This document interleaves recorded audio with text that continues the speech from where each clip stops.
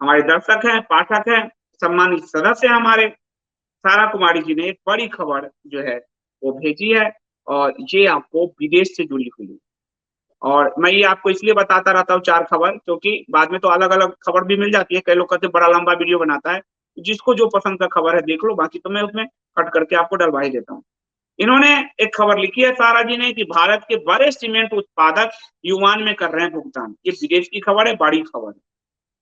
जितने भी बड़े सीमेंट उत्पादक हैं वो युआन में भुगतान कर रहे हैं, और भारत का सबसे बड़ा सीमेंट उत्पादक अल्ट्राटेक सीमेंट, जो आप प्रचार देखते होंगे, रूसी कोयले का एक कार्गो आयात कर रहा है और चीनी युआन का उपयोग करके भुगतान कर रहा है, चीन का युआन। अल्ट्राटेक रूसी उत्पादक SUEK से 1,57,000 टन कोयला ला रहा है, जो रूसी सुदूर पूर्व बंदरगाह बेनिनो से थोक वाहक MV मैंगास पर लोड किया गया था। सारा कुमारी जी हैं, ये देखिए उन्हीं का आर्टिकल है, विदेश में रह के आपके लिए लिख रहे हैं। हमारे पाठक दर्शक इस उच्च क्वालिटी के बौद्धिक हैं, दूसरों के मास्टर स्ट्रोकबाजियों की तरह नहीं है जो शाम में चिल्ला रहे थे मोदी। सुबह जब वो फडणवीस मुख्यमंत्री बनेंगे, मास्टर स्ट्रोक। फडणवीस जब सरकार में नहीं रहेंगे, मास्टर स्ट्रोक। फडणवीस उप मुख्यमंत्री बनेंगे, मास्टर स्ट्रोक। ऐसा इंडिया पे नहीं होता। क्या बौद्धिक लेवल आप देखिए, इनके लेख देखिए। वो कह रहे हैं कि कार्गो का मूल्य करीब 17,26,52,900 युआन यानी 25.81 मिलियन डॉलर है। इस मामले से परिचित 2 व्यापारिक सूत्रों ने कहा कि कार्गो की बिक्री SUEK दुबई स्थित इकाई द्वारा अवस्थित की गई है। ये वो दिखा रही है कि सारा काम दुबई के जरिए, इस्लामिक कंट्रियों के जरिए कैसे खेल होते हैं, आपको ये दिखा रही है। आप सुनते जाओ। इसलिए आपको मैंने जब शुरू में एक बार कहा था कि फैमिली के बिजनेस किनके किनके इस्लामिक कंट्री में है, तो आप लोगों ने ध्यान नहीं दिया था। ध्यान से सुनो। यह कहते हुए कि अन्य कंपनियों ने भी युआन भुगतान का उपयोग करके रूसी तेल कोयले के लिए ऑर्डर दिए हैं। भुगतानों को निपटाने के लिए युआन के बढ़ते उपयोग से मॉस्को को यूक्रेन पर उसके आक्रमण पर रूस पर लगाए गए पश्चिमी प्रतिबंधों के प्रभाव से बचाने में मदद मिलेगी। यानी रूस को इससे मदद मिलेगी, पश्चिम देशों के द्वारा जो प्रतिबंध लगाया गया है।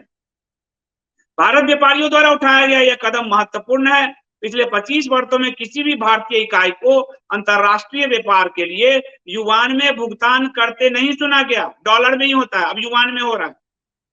यह मूल रूप से US डॉलर को दरकिनार कर रहा है, यानी US के डॉलर को दरकिनार किया जा रहा है। और जैसे रूबल का उपयोग बढ़ा, युआन का बढ़ा, कल को रुपए का भी बढ़ेगा। तो धीरे धीरे अमेरिका को साइडलाइन करने की तरफ रूस और चीन तो बढ़ ही रहे हैं, भारत भी एक सहयोगी है। और अगर ये तीनों देश एक साथ मिल जाए तो बड़ी ताकत हो सकते हैं। लेकिन चाइना तो आप जानते हो हमारे साथ मुठभेड़ करता रहता है। तो युआन में और रूबल में हो रहा है, वो बता रही है। बिक्री इस बात पर प्रकाश डालती है कि कैसे भारत ने पश्चिमी प्रतिबंधों के बावजूद तेल और कोयले जैसी वस्तुओं के लिए रूस के साथ व्यापार बनाए रखा है। और इसीलिए आपको, मैं अभी गया था राजस्थान, बहुत सारे ऐसे पेट्रोल पंप खुले। एक कंपनी है, वो बाद में बताऊंगा डिटेल। उस कंपनी वो डायरेक्ट रिटेल में रूस का तेल बेचा जा रहा है, डायरेक्ट रिटेल में। भारत ने यहाँ पर भारत की विदेश नीति की हमें कुछ तारीफ करनी होगी, कुछ क्या तारीफ करनी होगी, विदेश मंत्री की भी तारीफ करनी होगी।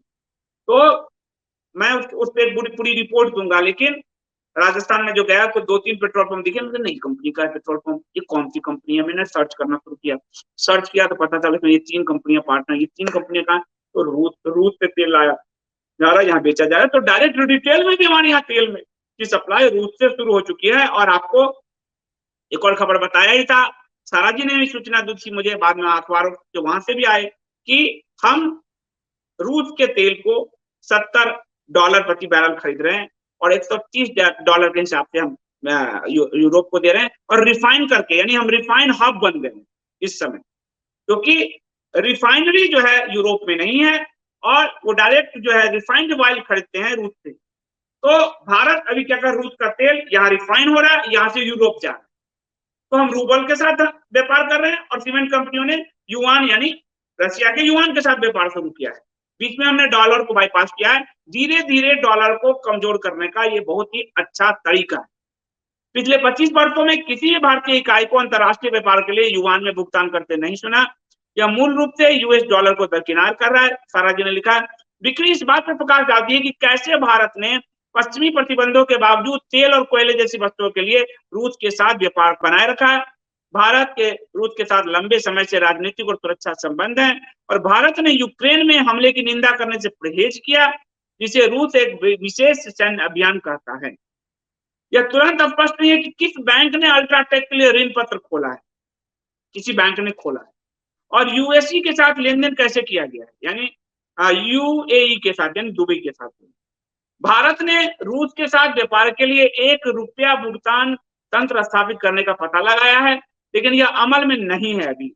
चीनी व्यवसायियों ने वर्षों से रूस के साथ व्यापार समझौते में युआन का उपयोग किया है। रूस और चीन अपने डॉलर मतलब अपने रूबल और युआन में करते हैं।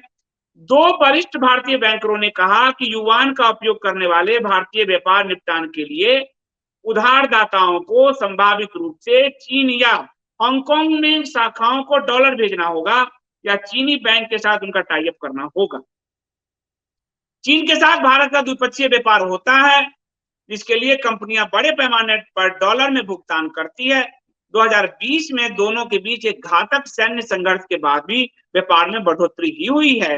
हालांकि दिल्ली ने चीनी निवेश और आयात पर जांच को बढ़ा दिया है और सुरक्षा चिंताओं पर कुछ मोबाइल ऐप पर प्रतिबंध लगाया है। भारत से रूस का ऊर्जा आयात हाल के हफ्तों में बढ़ गया क्योंकि व्यापारियों ने भारी छूट की पेशकश की, जिस पर रूस ने सहमति जताई। नई दिल्ली ने रूसी सामानों की अपनी खरीद का बचाव करते हुए कहा कि हम रूस से कच्चे तेल के आयात को रोक नहीं सकते। हमारे विदेश मंत्री ने भी कहा इससे उपभोक्ताओं को नुकसान होगा। रूस, सिंगापुर, भारत और दुबई में स्थित कई कोयला व्यापारियों ने कहा कि दुबई में रूसी कोयला व्यापारियों की व्यावसायिक इकाइयां हाल के हफ्तों में भारत के साथ सौदों की सुविधा के लिए एक सक्रिय केंद्र बन गई है। यानी दुबई एक हब बन रहा है। दुबई में आपको टैक्स हेवन है, टैक्स नहीं लगता, तो वहां व्यापार करना बड़ा आसान है। तो अच्छे और बुरे व्यापार भी वहां चलते हैं, बुरे यानी काले व्यापार भी, आपको जो बताया। दुबई में स्थित एक रूसी कोयला व्यापारी ने कहा कि सबसे बड़ी चुनौती रूस को रूबल भेजना था, तो भारत इसमें या आप या तो दुबई में युआन में भुगतान ले सकते हैं या इसे डॉलर, अरब अमीरात दिरहम में प्राप्त कर सकते हैं और फिर इसे रूबल में बदल सकते हैं। उसने कहा है युआन को रूबल में परिवर्तित करना इतना आसान नहीं था। यानी वो हब दुबई बन गया जहां ये हो रहे हैं। और इस समय $1 का मूल्य करीब 6-6.5 युआन के आसपास। हमारा $1 के बराबर 74-75 रुपया है, उनका 6-7 युआन। तो सारा जी ने, वो विदेश में रहती है, उन्होंने बहुत अच्छी खबर लिखी है। मैं सारा जी को धन्यवाद देता हूँ। एक नई सूचना जो यहाँ भारत के अखबारों में नहीं ली गई है, इंडिया स्पीक्स डेली के पाठक दर्शक इतने सक्रिय हैं, इतने बुद्धिजीवी हैं कि वो लिख रहे हैं। आप सबसे भी अनुरोध करूंगा, आप सब भी लेखन करिए। वो बड़ा हथियार है, इससे बड़ा कोई हथियार नहीं है। बड़े बड़े सत्ता इससे डरते हैं और बड़े बड़े जिहादी भी आज किससे डर रहे हैं? फ्री वॉइस से तो डर रहे हैं। और सुप्रीम कोर्ट भी फ्री वॉइस तो ही दबाना चाहता है। फ्री वॉइस मतलब कलम जुबान की ताकत।